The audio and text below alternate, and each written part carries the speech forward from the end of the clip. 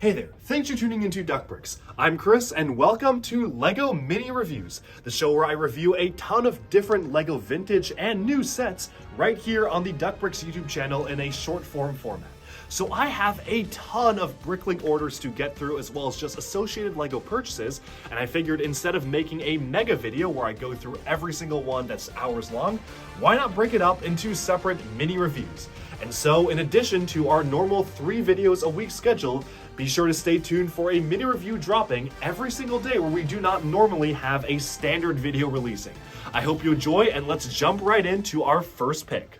This right here is the Droid Tri-Fighter. Honestly, it's kind of one of my favorite designs from all of these Star Wars vehicles.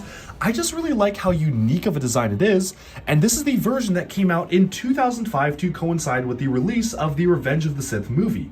And in fact is the only version of the vessel I do not own. I do own the Clone Wars version and even some custom ones from the Brick Vault sets, but this was just one of the ones I did not own until now.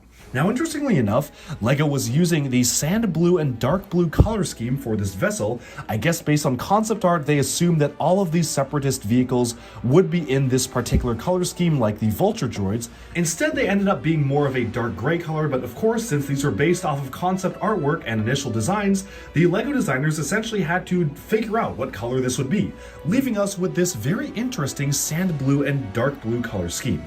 But to be honest, the most interesting piece to me is in the back here. You can barely see it, but yes, that is a Technic bushing in tan. Now, I do not know why it wasn't tan. They could have easily used light gray, they could have used one of the yellow colors, but they recolored it in tan for this set. Not really sure why they did that, but it is a very interesting piece to get. And yes, it was specifically recolored in tan because of this. I don't know why they did that, but it is just a weird color of a Technic bushing to get, and definitely one that's useful for, say, construction stuff, which requires weird colors of Technic pieces. All in all, this is honestly a pretty refined build for its day. They really had to think outside the box when creating this particular vehicle just because of how unique it is, and that's one thing I really like about it, is that it really pushes LEGO design to come up with something cool and unique for a vessel like this.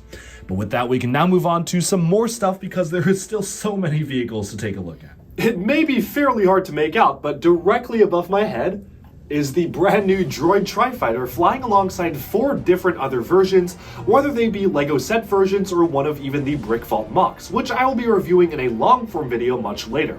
So the Droid Tri-Fighter is a really interesting design, and this was the very first attempt at it. And what's very interesting is that unlike many of the other builds that we've taken a look at during the mini reviews, the Droid Tri-Fighter actually kind of stayed pretty much the same. Sure, some building techniques did improve over time, but for modern Droid Tri-Fighters like the one we got recently in the Clone Wars, or I guess not that recently, but I guess even the modern ones, the building techniques are basically the exact same. They're all built around the same frame, they still use the same pieces for the bulb in the center, and it's really cool seeing how LEGO pretty much just nailed the design the first time going out. The Droid Tri-Fighter is definitely one of the most interesting and probably one of my favorite aircraft from the Separatist faction of the Star Wars Droids faction, so really interesting to see that being built so many different times in LEGO, and it's cool seeing what started them all.